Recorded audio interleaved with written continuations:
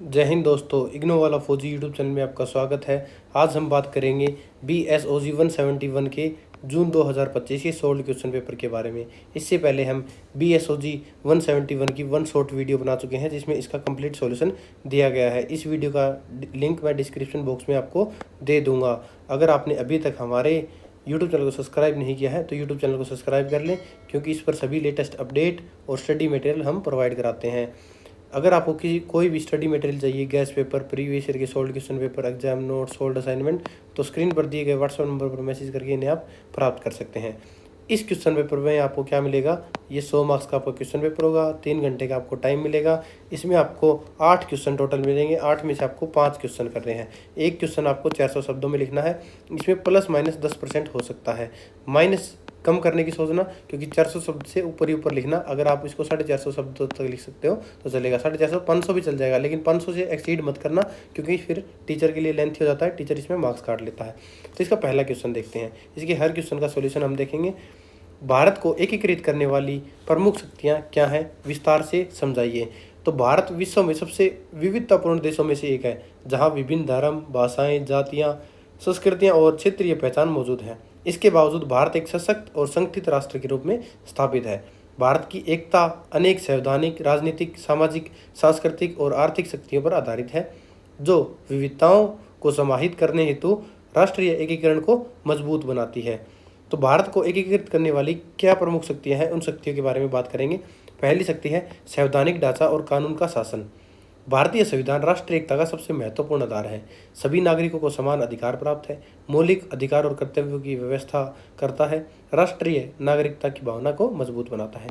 दूसरा क्या कारण है इसका, प्रमुख शक्तियों में मजबूत एकीकृत तंत्र के साथ संघीय व्यवस्था है। तो भारत में संघीय व्यवस्था के साथ एक मजबूत केंद्र की व्यवस्था है। राज्यों को पर्याप्त स्वायत्तता प्राप्त है। केंद्र और राज्यों के बीच में शक्तियों का विभाजन किया गया है। अखिल भारतीय सेवाएं प्रशासनिक एकरूपता बनाए रखती है।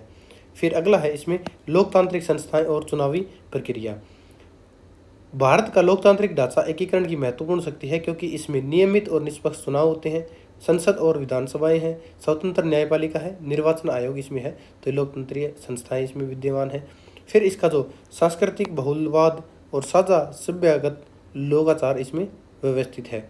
तो इसमें जैसे कि भारत की संस्कृति विविधता में एकता का उत्कृष्ट उदाहरण है, जैसे कि रामायण, महाभारत और अन्य सांस्कृतिक परंपराएं पूरे प्रदेश में क्या है, प्रचलित है। विभिन्न त्योहारों में सभी समुदाय की सहभागिता दिखाई गई है। सहिष्णुता, अहिंसा, सह अस्तित्व जैसे मूल्य भारतीय संस्कृति की पहचान है। फिर इसमें 5वां आता है अपना राष्ट्रीय आंदोलन और ऐतिहासिक स्मृति। तो इसमें क्या है, जो उपनिवेशवाद विरोधी संघर्ष ने सामूहिक राजनीति चेतना का निर्माण किया, जिसने क्षेत्रीय विभाजनों को पार किया। स्वतंत्रता आंदोलन के प्रतीक, नेता, आख्यान सार्वजनिक जीवन में एकीकृत संदर्भों के रूप में कार्य करते हैं। तो जो स्वतंत्रता संग्राम थे हमारे, जिसमें महात्मा गांधी, जवाहरलाल नेहरू, सुभाष चंद्र बोस जैसे नेताओं ने क्या किया था, राष्ट्रीय चेतना विकसित की थी, क्योंकि सभी पूरे देश को एक मंच पर ले आए थे। उसमें कोई जाति, कोई धर्म, कोई क्षेत्रवाद नहीं था। उसमें बस एक देश था, एक राष्ट्र प्रमुख था, जो कि एक राष्ट्र के एकीकृत के लिए बहुत महत्वपूर्ण था। स्वतंत्रता संघर्ष ने भारतीयों में राष्ट्रीय पहचान का निर्माण किया था। फिर इसमें आता है आर्थिक एकीकरण और आंतरिक बाजार। आर्थिक गतिविधियों विभिन्न राज्यों और क्षेत्रों को आपस में जोड़ती है। एकल मुद्रा प्रणाली है, वस्तुओं एवं सेवा कर है जिसमें GST बोलते हैं, राष्ट्रीय बाजार है, अंतर्राष्ट्रीय व्यापार है। तो आर्थिक एकीकरण देखने को मिलता है। इसमें संचार, मीडिया और कनेक्टिविटी भी है। तो संचार, मीडिया, कनेक्टिविटी की बात करें तो इसमें परिवहन हो गया, डिजिटल नेटवर्क हो गया, राष्ट्रीय मीडिया का विस्तार क्षेत्रों के बीच में निरंतर संपर्क बनाता है। साझा सूचना प्रवाह एक साझा सार्वजनिक क्षेत्र और राष्ट्रीय विमर्श को आकार देती है। फिर जो कुछ राष्ट्रीय संस्थाएं हैं और सेवाएं हैं, जैसे कि भारतीय प्रशासनिक सेवा जिसे आप IAS बोलते हो, भारतीय पुलिस सेवा जिसे आप IPS बोलते हो, भारतीय सेना है, राष्ट्रीय आयोग एवं नियामक संस्थाएं हैं। तो भारतीय जो राष्ट्रीय संस्थाएं और सेवाएं इसमें एकीकृत करने में बहुत महत्वपूर्ण भूमिका निभाती हैं। फिर इसमें धर्मनिरपेक्षता और समावेशी नागरिकता आती है। धार्मिक स्वतंत्रता की गारंटी है। अल्पसंख्यकों के अधिकारों की सुरक्षा की जाती है। सामाजिक न्याय की नीतियाँ हैं, जो भारतीय राज्य के सभी धर्मों के प्रति समान दृष्टिकोण अपनाता है। 10वां है संकट प्रतिक्रिया और सामूहिक एकजुटता। युद्ध, प्राकृतिक आपदा और महामारी जैसे संकटों के समय भारतीय समाज सामूहिक रूप से एकजुट होकर कार्य करता है। आपदा राहत कार्य चलाता है, राष्ट्रीय सुरक्षा के प्रति समर्थन और सामाजिक सहयोग देता है। तो ये हमारे कुछ इंपॉर्टेंट पॉइंट थे जिसमें हमने देखा कि भारत को एकीकृत करने वाली शक्तियाँ कौन कौन सी हैं। इसका निष्कर्ष है, पहले क्वेश्चन का करवा रहा हूँ, बाकी क्वेश्चनों का आपको खुद को बनाना होगा कैसे बनाते हैं। भारत की एकता विविधता की अनुपस्थिति नहीं है, भारत में एकता में विविधता है, विविधता में एकता है, बल्कि संवैधानिक लोकतांत्रिक भागीदारी सांस्कृतिक समावेशन, बल्कि इसमें क्या है, संवैधानिकता है, लोकतांत्रिक भागीदारी है, सांस्कृतिक समावेशन है, आर्थिक पारस्परिक निर्भरता के माध्यम से इसका प्रभावी प्रबंधन है। ये शक्तियाँ मिलकर काम करते हुए क्षेत्रीय असमानताओं को फलने फूलने की अनुमति देते हैं, राष्ट्रीय एकीकरण को बनाए रखती है।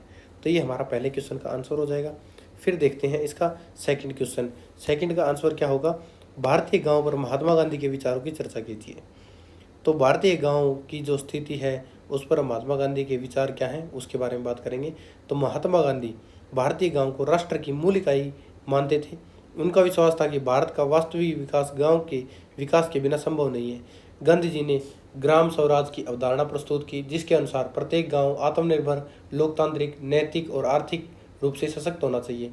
उनके अनुसार भारत की आत्मा गांव में बसती है और राष्ट्र निर्माण की प्रक्रिया गांव से प्रारंभ होनी चाहिए। भारतीय गांव पर महात्मा गांधी के क्या विचार थे, इसमें क्या क्या विचार थे उनके विचार देखते हैं। भारतीय गांव की अवधारणा क्या है इसमें बताई गई है। तो सबसे पहले आत्मनिर्भर गणराज्य के रूप में गांव। तो अवधारणा के तौर पे आत्मनिर्भर गणराज्य में गांव कैसे थे, प्रत्येक गांव को एक बड़े पैमाने पर आत्मनिर्भर इकाई के रूप में करना चाहिए। अपनी बुनियादी जरूरतों जैसे कि भोजन, कपड़ा, सरल उपकरण का उत्पादन करें। स्थानीय उत्पादन हो, विशेष रूप से खाद्य और ग्राम उद्योग। बाहरी बाजारों पर निर्भरता को कम करता है, जिसे जमीनी स्तर पर आर्थिक स्वायत्तता और लचीला बनाएगा। फिर इसमें क्या आएगा, विकेंद्रीकरण की राजनीति। तो इसमें विकेंद्रीकरण में क्या होगा, राजनीतिक सत्ता गांव को सौंपी जानी चाहिए, जिसमें ग्राम पंचायत प्राथमिक निर्णय लेने वाली संस्था हो। शासन सहभागी होगा, जिसमें जवाबदेही निकटता में निहित होगी। इससे क्या होगा, नीचे से ऊपर का लोकतंत्र और नौकरशाही केंद्रीकरण का न्यूनतम करना होगा। फिर इसमें आता है नैतिक और आत्मिक नींव। ग्रामीण व्यवस्था सत्य और अहिंसा द्वारा निर्देशित होनी चाहिए। कर्तव्यों का सामाजिक सद्भाव और उपभोग के संयम पर जोर होना चाहिए। इसमें निहितार्थ क्या होता है, भौतिकतावाद और नैतिकता को प्राथमिकता देने वाली एक आदर्श सामाजिक व्यवस्था होती है। फिर फोर्थ आता है इसमें आर्थिक दर्शन, स्वदेशी और ग्राम उद्योग। स्वदेशी को बढ़ावा देना है और कुटीर उद्योगों का पुनरुद्धार करना है। बड़े पैमाने के पूंजी गहन औद्योगिकरण का विरोध जो श्रम को विस्थापित करता है। इसमें निहितार्थ क्या है, श्रम गहन का विकास और कम असमानता होती है। पांचवा इसमें क्या है, सामाजिक समानता और सुधार। अस्पृश्यता का उन्मूलन, जाति आधारित भेदभाव का अंत किया जाना चाहिए। महिलाओं और हाशिए पर पड़े समूहों सहित सभी के लिए समान सम्मान होना चाहिए। सामाजिक न्याय के साथ संरक्षित समावेशी ग्रामीण समाज होना चाहिए। फिर इसमें आता है अगला, सादगी और साधारणीय जीवन होना चाहिए। सरल जीवन और प्रकृति के साथ सद्भाव की वकालत हो। ऐसे प्रौद्योगिकियों के लिए प्राथमिकता जो उपयुक्त, लघु स्तरीय और श्रम अवशोषक हो। इसमें निर्धारित क्या है, प्राथमिक पारिस्थितिक संतुलन और संसाधनों का कम शोषण होगा। सातवां इसमें आता है हमारा शिक्षा और आत्म विकास। तो इसमें क्या होता है, बुनियादी शिक्षा, उत्पादकता कार्य और नैतिक प्रशिक्षण के साथ एकीकृत हो। करके सीखना जो स्थानीय शिल्प है और सामुदायिक आवश्यकताओं से जुड़ा हो।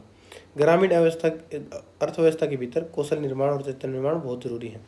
इसकी कुछ आलोचनाएं भी हैं और सीमाएं भी हैं। तो इसमें बात करें तो आदर्शवाद बनाम आधुनिक वास्तविकताएं हमें इसमें झेलनी पड़ती है। जो कि आलोचक है उनका तर्क क्या है, यह मॉडल औद्योगिकरण, शहरीकरण, बड़े पैमाने की अर्थव्यवस्थाओं के लाभों को कम आंकता है। इसके कारण क्या है, शहरीकरण, औद्योगिकरण बहुत कम हो जाएंगे। फिर इसमें क्या है, आर्थिक व्यवहारता, जिसमें क्या है, पूर्ण आत्मनिर्भरता व्यवहारिक रूप से कठिन हो जाती है। फिर इसमें आता है सामाजिक संरचना।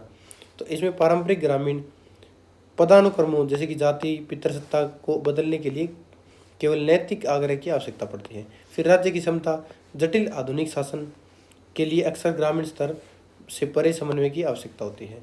इसकी समकालीन प्रासंगिकता क्या है, विकेंद्रीकरण करना, सतत विकास का होना, समावेशी विकास का होना और उपयुक्त तकनीक का उपयोग करना। तो ये हमारे इस क्वेश्चन का निष्कर्ष होगा, जिसको आप अपने खुद के हिसाब से जैसे आंसर दिया है वैसे इसको इंक्लूड करना है। फिर आता है थर्ड क्वेश्चन, भारत के औपनिवेशिक काल के दौरान शहरीकरण पर एक टिप्पणी लिखिए। भारत में औपनिवेशिक काल कब से कब तक था, 18वीं से 20वीं शताब्दी के मध्य था। के दौरान शहरीकरण का शहरीकरण है उसका स्वरूप पूर्ववर्ती कालों से भिन्न था। प्राचीन एवं मध्यकालीन नगर जहाँ व्यापार, धर्म, संस्कृति, प्रशासन के केंद्र थे, वहीं औपनिवेशिक काल में शहरों का विकास ब्रिटिश शासन की प्रशासनिक, सैन्य और आर्थिक आवश्यकताओं के अनुसार हुआ है। इस प्रकार शहरीकरण का उद्देश्य भारतीय नहीं बल्कि औपनिवेशिक हितों के पूर्ति के लिए था। तो उनका औपनिवेशिक काल था जिसमें शहरीकरण क्या था, उनके अंग्रेजों के हिसाब से था, ब्रिटिश के हिसाब से था। तो औपनिवेशिक काल में शहरीकरण की प्रमुख विशेषताएं क्या हैं उसके बारे में बात करेंगे। तो औपनिवेशिक काल में शहरीकरण की विशेषताओं में सबसे पहले है बंदरगाह शहरों का उदय होना। ब्रिटिश शासन के दौरान 3 प्रमुख बंदरगाह नगरों का विशेष विकास हुआ था, जिसमें पुराना नाम बम्बई है, आज के दिन मुंबई, कलकत्ता, कोलकाता, जो पुराना नाम मद्रास है, जो आज के दिन चेन्नई है। इन नगरों को अंतर्राष्ट्रीय व्यापार के केंद्र के रूप में विकसित किया गया। इनका महत्व यह था कि कच्चे माल का निर्यात होता था, तैयार माल का आयात होता था, ब्रिटिश व्यापारी हितों की पूर्ति होती थी। सेकंड विशेषता यह है कि प्रशासनिक और सैन्य शहर थे। ब्रिटिशर ने क्या किया था, प्रशासनिक नियंत्रण मजबूत करने के लिए नए नगरों और छावनियों का निर्माण किया था। उदाहरण के लिए बताऊं तो दिल्ली, इलाहाबाद, कानपुर और शिमला, इन जैसे शहरों का निर्माण किया, जिससे सरकारी कार्यालय, न्यायालय और सैन्य प्रतिष्ठान स्थापित किए थे उन्होंने। फिर रेलवे और बुनियादी ढांचे का प्रभाव देखने को मिला। रेलवे का विकास औपनिवेशिक शहरीकरण का महत्वपूर्ण आधार बना। शहरों को बंदरगाहों से जोड़ा गया, माल एवं लोगों का आवागमन बढ़ा, नए व्यापारिक केंद्र विकसित हुए, रेलवे जंक्शन वाले नगर तेजी से बढ़ने लग गए। फिर आता है इसमें सीमित औद्योगिकरण शहरीकरण। औपनिवेशिक शासन में कुछ उद्योगों का विकास हुआ, जैसे कि मुंबई में कपड़ा उद्योग, कोलकाता में जूट उद्योग, जमशेदपुर में लौह और इस्पात उद्योग। किंतु औद्योगिकरण व्यापक नहीं था। ब्रिटिश नीति भारत को कच्चे माल के स्रोत के रूप में बनाए रखना चाहती थी। फिर इसके पारंपरिक कस्बों की गिरावट। औपनिवेशिक नीतियों के कारण अनेक पारंपरिक शहरी केंद्र कमजोर पड़ गए। इसके कारण थे हस्तशिल्प उद्योगों का विनाश होना, विदेशी वस्तुओं का आयात और व्यापारी मार्गों में परिवर्तन। परिणाम स्वरूप क्या हुआ, कई पुराने नगर आर्थिक रूप से पिछड़ गए। फिर इनमें क्या आता है कि सामाजिक और स्थानिक असमानताएं हमें देखने को मिली। औपनिवेशिक शहरों की तीव्र असमानताओं द्वारा चिन्हित किया गया। यूरोपीय और भारतीय आबादी के बीच में स्पष्ट अलगाव था। शहरी बुनियादी ढांचा असमान रूप से वितरित था। खराब स्वच्छता, अत्यधिक भीड़भाड़ और मलिन बस्तियां भारतीय आवासीय क्षेत्रों की विशेषता बन गई थी, जो कि सामाजिक और स्थानीय असमानताएं हमें देखने को मिलती हैं ब्रिटिश और भारतीयों के बीच में। फिर इसमें नए सामाजिक वर्गों का उदय होना। इसमें शहरीकरण के परिणाम स्वरूप क्या हुआ, नए सामाजिक समूह उभरे, जिसमें शिक्षित मध्य वर्ग, औद्योगिक श्रमिक वर्ग, व्यापारी वर्ग, पेशेवर वर्ग, इन्होंने बाद में राष्ट्रीय आंदोलन में महत्वपूर्ण भूमिका निभाई। फिर इसके बाद हमारे 1-2 पॉइंट और ऐड कर सकते हैं। इसमें क्या क्या विशेषता थी, शिक्षा और आधुनिक चेतना का इसमें विकास हुआ है, विश्वविद्यालय की स्थापना की, प्रेस और समाचार पत्रों का विकास हुआ, राष्ट्रवादी विचारों का प्रसार हुआ। फिर आर्थिक और क्षेत्रीय असमानताएं भी देखने को मिली थी। कुछ चुनिंदा शहरों का विकास तीव्र गति से हुआ था, अधिकांश क्षेत्रों का विकास अब उपेक्षित रहा है, क्षेत्रीय असमानताएं बढ़ी है। तो ये थे इसके कुछ शहरीकरण के कुछ सकारात्मक प्रभाव थे, कुछ नकारात्मक प्रभाव थे, जिसके आधार पर आप इस निष्कर्ष को कर सकते हैं कि इसका निष्कर्ष क्या होगा। अगला क्वेश्चन नंबर 4 है, समझाइए कि संविधान में भारत की बहुलता को किस प्रकार सुरक्षित किया गया है। भारत एक बहुलतावादी समाज है जिसमें बहुत सारे धर्म हैं, भाषाएं हैं, संस्कृतियां हैं, जातियां हैं, क्षेत्रीय पहचानें सह अस्तित्व में हैं। भारतीय संविधान निर्माताओं ने इस विविधता को राष्ट्र की शक्ति माना है। इसे संरक्षित करने के लिए अनेक संवैधानिक प्रावधान किए हैं। संविधान न केवल सभी नागरिकों को समान अधिकार प्रदान करता है, बल्कि विभिन्न समुदायों की विशिष्ट पहचान और हितों की रक्षा भी इसमें सुनिश्चित करता है। संविधान द्वारा भारत की बहुलता की सुरक्षा कैसे करेगी है, इसमें दिखाते हैं, इसमें बात करते हैं कि संविधान ने भारत की बहुलता की सुरक्षा कैसे की है। इसमें सबसे पहले क्वेश्चन बहुत बार रिपीट हुआ है, वन शॉट वीडियो में भी इसको करवा गया है, पिछले दिसंबर 2025 के क्वेश्चन पेपर में भी ये आया है और इसमें फिर आ गया। तो ये 5 स्टार क्वेश्चन है, बहुत इंपॉर्टेंट क्वेश्चन है, इसको ध्यान से देखिएगा। तो धर्मनिरपेक्षता और समानता की गारंटी देता है। भारतीय संविधान भारत को एक धर्मनिरपेक्ष राज्य के रूप में प्रस्तुत करता है। राज्य की विशेष धर्म को बढ़ावा नहीं देता कि किसी भी राज्य में विशेष धर्म है, इसको बढ़ावा देता है। सभी धर्मों को समान सम्मान प्राप्त है। नागरिकों को अपनी पसंद का धर्म मानने और पालन करने, प्रचार करने के लिए स्वतंत्र है। यह व्यवस्था धार्मिक विविधता और सहिष्णुता को मजबूत करती है। फिर इसमें आता है धार्मिक स्वतंत्रता देता है कि क्या है, अनुच्छेद 25 और 28 के अंदर स्वतंत्रता और धर्म को मानने, आचरण करने और प्रचार करने के अधिकार की गारंटी देता है, जो सार्वजनिक व्यवस्था, नैतिकता और स्वास्थ्य जीवन के अधीन है। धार्मिक संप्रदाय को अपने मामलों के प्रबंधन में स्वायत्तता है, जिससे एक साझा संवैधानिक व्यवस्था के भीतर कई आस्थाओं के सह अस्तित्व को सक्षम किया जाता है। फिर थर्ड आता है इसमें अल्पसंख्यकों के सांस्कृतिक और शैक्षिक अधिकार। तो जो अल्पसंख्यक है इसमें उनको क्या है, स्पेशल अधिकार दिए गए हैं अनुच्छेद 29 और 29 के अनुसार अल्पसंख्यकों के भाषाई धार्मिक अधिकारों की रक्षा करते हुए, ताकि वे अपनी भाषा, लिपि, संस्कृति का संरक्षण कर सकें, अपनी पसंद के शैक्षणिक संस्थानों की स्थापना और प्रशासन कर सकें। यह समुदाय के राष्ट्रीय ढांचे से अलग थलग पड़े बिना विशिष्ट पहचान बनाए रखने की अनुमति देता है। अगला है भाषाई बहुलतावाद। भारत की बहुभाषी प्रकृति को संविधान ने विशेष स्थान दिया है। भारत की 8वीं अनुसूची में अनेक भाषाओं को मान्यता मिली है। राज्यों को अपनी भाषा चुनने की स्वतंत्रता है। विभिन्न भाषाओं के संरक्षण और विकास की व्यवस्था की गई है। अगला है इसमें संघीय ढांचा और विकेंद्रीकरण। भारत की संघीय संरचना केंद्र और राज्यों के बीच में शक्तियों का विभाजन करती है। राज्यों को क्षेत्रीय आवश्यकताओं के अनुसार शासन चलाने की स्वतंत्रता मिलती है। क्षेत्रीय पहचान और स्थानीय आकांक्षाओं का सम्मान मिलता है। फिर आता है इसमें सकारात्मक कार्रवाई और सामाजिक न्याय। ऐतिहासिक असमानताओं को दूर करने के लिए संविधान विधानसभाओं, सार्वजनिक रोजगार और शिक्षा में अनुसूचित जातियों, अनुसूचित जनजातियों और नीति के माध्यम से अन्य पिछड़ा वर्गों के लिए आरक्षण प्रदान करता है। जो पिछड़ा वर्ग है, SC, ST, OBC, उनको आरक्षण देता है। जो मिनोरिटीज है इंडिया में, उनको आरक्षण देता है। राज्य के नीति निर्देशक सिद्धांत राज्य को असमानता को कम करने और कल्याण को बढ़ावा देने के निर्देश देते हैं, जो लागू करने योग्य अधिकारों को पूरा करते हैं। फिर इसमें स्वतंत्र संस्थाएं हैं और न्यायिक इसमें समीक्षा की गई है।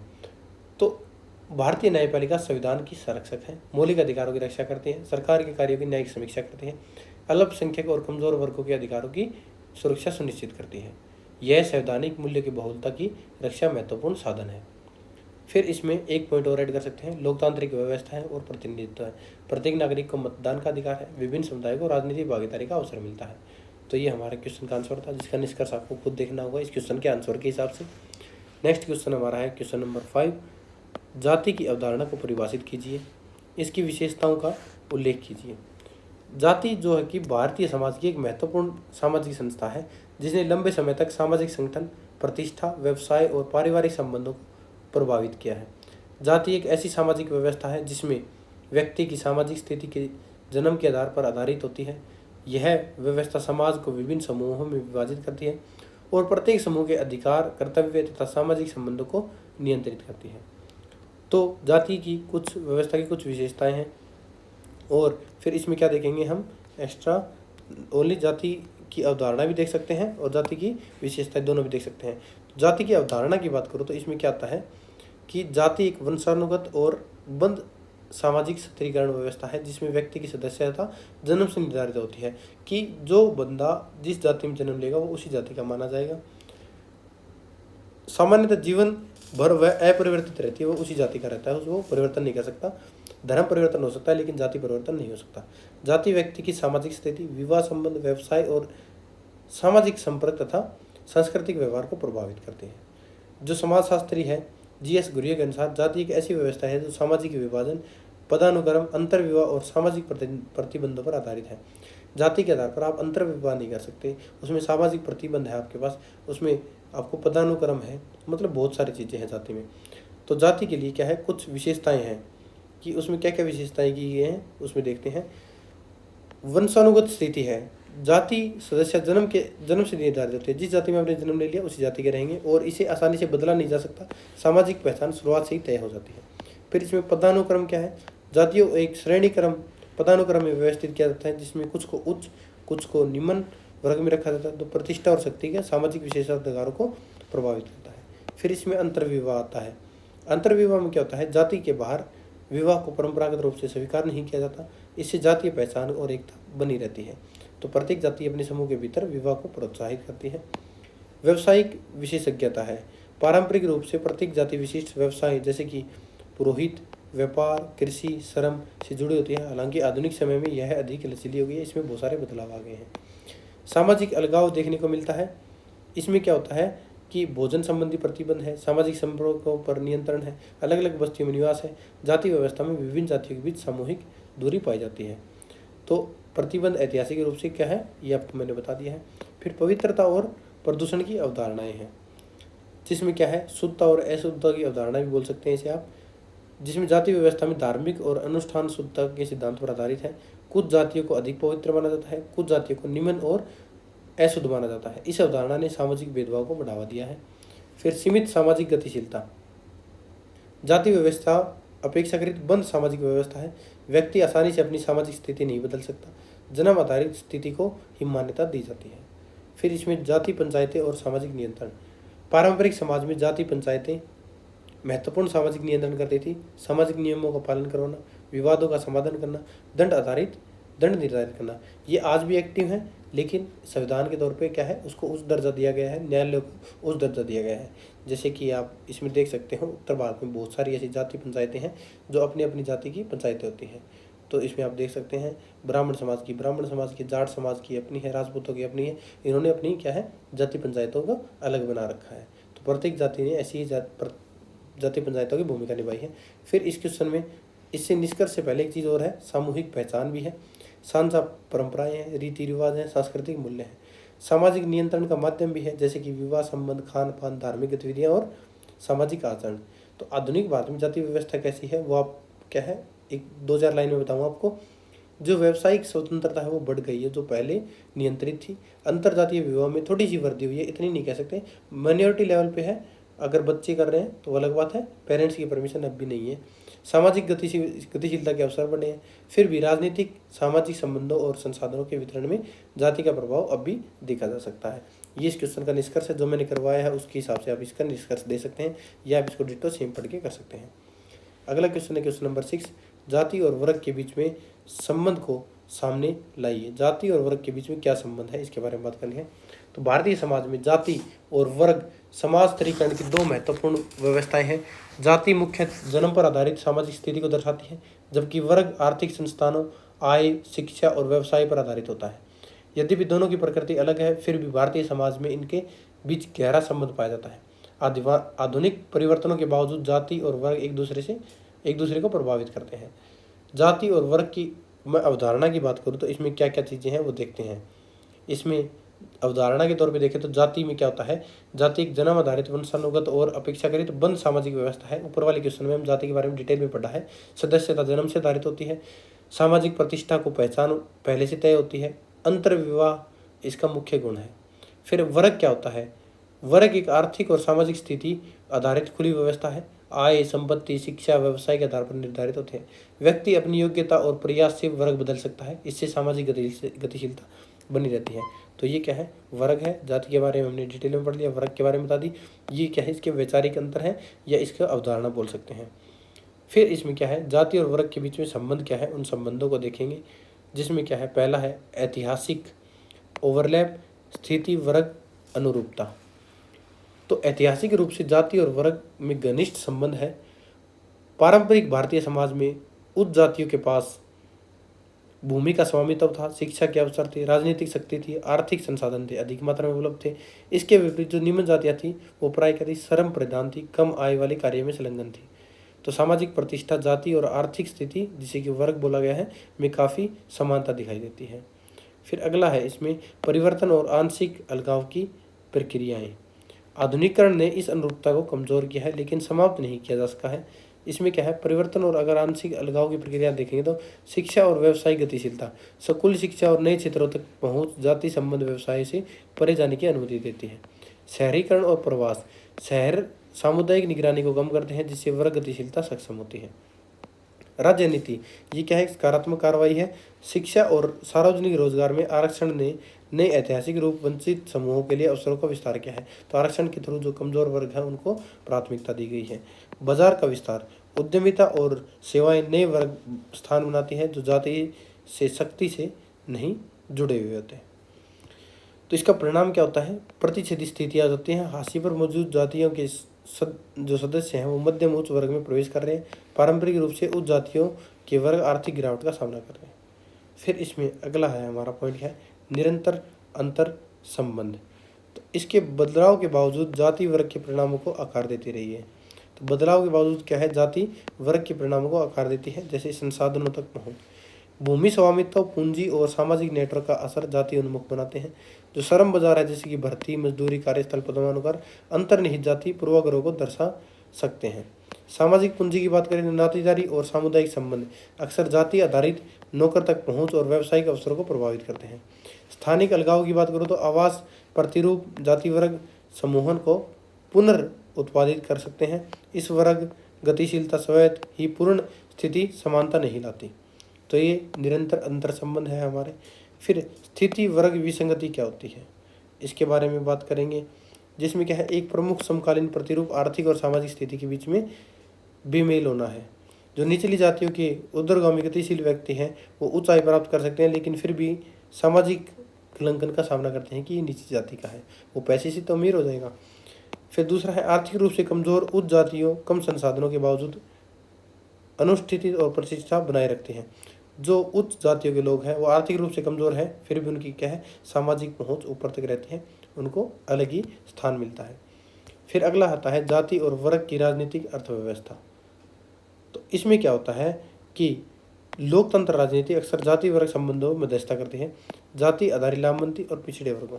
तो जाति आधारित लामबंदी संख्यात्मक शक्ति को राजनीतिक सत्ता में बदल देती है, जो राज्य के संसाधनों के वितरण को प्रभावित करती है।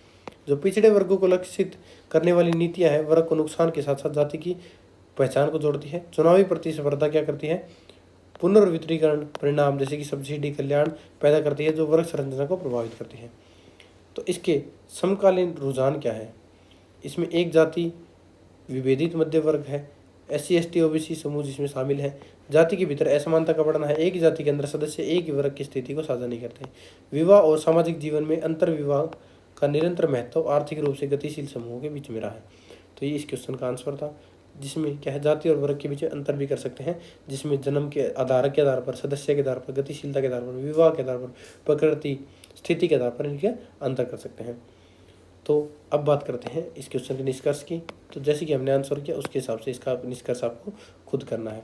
क्वेश्चन नंबर 7 देखते हैं, जातीय समूह शब्द से आप क्या समझते हैं, चर्चा कीजिए। तो जातीय समूह जिसे कि एथनिक ग्रुप बोलते हैं, समाज शास्त्र और मानव शास्त्र की एक महत्वपूर्ण अवधारणा है। यह उन लोगों के समूह को संदर्भित करता है जो समान वंश, भाषा, संस्कृति, धर्म और परंपराओं, रीति रिवाजों एवं ऐतिहासिक अनुभवों को साझा करते हैं। जातीय समूह अपने सदस्यों की सामूहिक पहचान, अपने तव की भावना विकसित करता है। आधुनिक बहुलतावादी समाजों में जातीय समूह सामाजिक संगठन और सांस्कृतिक विविधता के महत्वपूर्ण इसमें आधार है। तो जातीय समूह का अर्थ क्या है, सबसे पहले आपको समझना है जातीय समूह का अर्थ क्या है। जातीय समूह एक ऐसे व्यक्तियों का समूह है जो स्वयं को एक विशिष्ट सांस्कृतिक समुदाय का सदस्य मानते हैं, जिनकी पहचान कुछ साझा विशेषताओं पर आधारित होती है।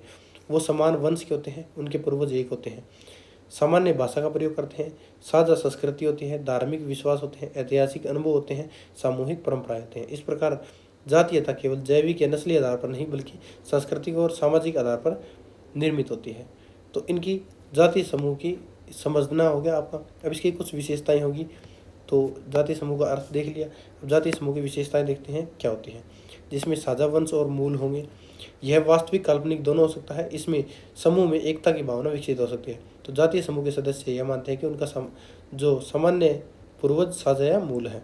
दूसरे, उनकी साझा संस्कृति है या समान संस्कृति है। प्रत्येक जाति समूह अपनी विशिष्ट संस्कृति होती है। इसमें रीति रिवाज, परंपराएं, मूल्य, जीवन शैली और सामाजिक व्यवहार होता है। फिर इसमें जो भाषा यूज की जाती है वो सामान्य है। भारतीय जो भाषा है जातीय पहचान का एक महत्वपूर्ण तत्व है। भाषा समूह के सदस्यों को जोड़ती है, सांस्कृतिक विरासत को एक पीढ़ी से दूसरी पीढ़ी तक पहुंचाती है। धार्मिक इसमें समानता देखी जा सकती है। कई जातीय समूह किसी विशेष धर्म या विशेष प्रणाली से जुड़े होते हैं। धार्मिक अनुष्ठान, त्योहार, पूजा पद्धतियाँ समूह की विशिष्ट पहचान को मजबूत करती है, जिसे क्या बोलते हैं। अगला है पहचान और एकजुटता की भावना। तो जातीय समूहों के सदस्य में हम की भावना पाई जाती है। समूह के प्रति निष्ठा, सामाजिक चेतना, परस्पर सहयोग जातीय एकता को बढ़ावा देते हैं। फिर इसमें है क्षेत्रीय संबंध। अधिकांश जातीय समूह किसी विशेष भौगोलिक क्षेत्र से जुड़े होते हैं। उदाहरण के तौर पे अगर मैं आपको बताऊं तो इसमें नागा समुदाय नागालैंड से, खासी समुदाय मेघालय से, गोंड जनजाति मध्य से। तो इसमें कुछ क्या है, विशिष्ट परंपराएं और प्रतीक पाए जाते हैं। क्या क्या है वो बता सकता हूँ कि इसमें पारंपरिक वेशभूषा हो सकती है, लोकगीत, लोक नृत्य, ध्वज या सांस्कृतिक चिन्ह मिल सकते हैं। तो इसमें अलग अलग प्रकार के क्या हैं, जातीय समूह के प्रकार मिलते हैं, जैसे कि जनजातीय समूह, भाषाई समूह, धार्मिक समूह, नस्लीय जातीय, अल्पसंख्यक। तो जनजातीय समूह में विशिष्ट संस्कृति और पारंपरिक जीवन शैली वाले समुदाय होते हैं। भाषाई समूह की बात करें तो भाषा के आधार पर निर्मित समूह है, जो कि तमिल, बंगाली, पंजाबी हो गए। धार्मिक समूह की बात करो तो साझा धार्मिक विश्वास पर आधारित है, सिख, जैन, बौद्ध, ईसाई। फिर नस्लीय जातीय अल्पसंख्यक की बात करो तो विशिष्ट शारीरिक और सांस्कृतिक विशेषताओं वाले समय होते हैं, समूह है वो होते हैं। तो समाज में समजातीय समूह की बात करें तो जातीय समूह की भूमिका क्या है, इसमें सबसे पहले आता है सांस्कृतिक विविधता का संरक्षण करना, फिर सामाजिक एकता का विकास, राजनीतिक प्रतिनिधित्व, सांस्कृतिक समृद्धि इसमें देखने को मिलती है, जो कि क्या बताती है, समाज में जातीय समूहों की भूमिका को बताती है। तो जातीय समूहों से संबंधित मुद्दे कौन कौन से हैं, अगर इनसे मुद्दे सोचोगे तो इसमें जो संघर्ष की बोल सकते हो, समस्या बोल सकते हो, तो सबसे पहला आता है जातीय संघर्ष। संसाधन, पहचान और राजनीतिक शक्ति के लिए संघर्ष उत्पन्न होता है। फिर भेदभाव और हाशिए पर धकेलने वाले बात के बोले तो भेदभाव और हाशिए कारण भी बोल सकते हैं। कुछ जातीय समूह सामाजिक और आर्थिक अवसरों से वंचित रह जाते हैं। फिर इसमें पहचान की राजनीति की होती है। राजनीतिक दल जातीय पहचान के आधार पर समर्थन जुटाने का प्रयास करते हैं। इसमें फिर होता है स्वायत्तता की मांग। कई जातीय समूह अपने विशेष अधिकार, स्वशासन और अलग राज्य की मांग करते हैं। तो जातीय समूहों का महत्व क्या है, जिसमें क्या है, सांस्कृतिक विविधता को बनाए रखना है, सामाजिक बंधनों और सामुदायिक जीवन को मजबूत करना है, पहचान और अपनेपन की भावना प्रदान करना है, लोकतांत्रिक प्रतिनिधित्व में योगदान देना है। इसके आधार पर इसका एक निष्कर्ष होगा, जो आपको खुद डिसाइड करना है कि इसका निष्कर्ष कैसे लिखेंगे। जरूरी नहीं है कि आप ये लिखें, आप अपना बनाकर भी लिख सकते हैं, लेकिन ये भी ठीक है, आप इसके हिसाब से लिख सकते हैं। अगला क्वेश्चन है क्वेश्चन नंबर 8, भारत में विवाह के उभरते प्रतिरूपों पर एक टिप्पणी कीजिए।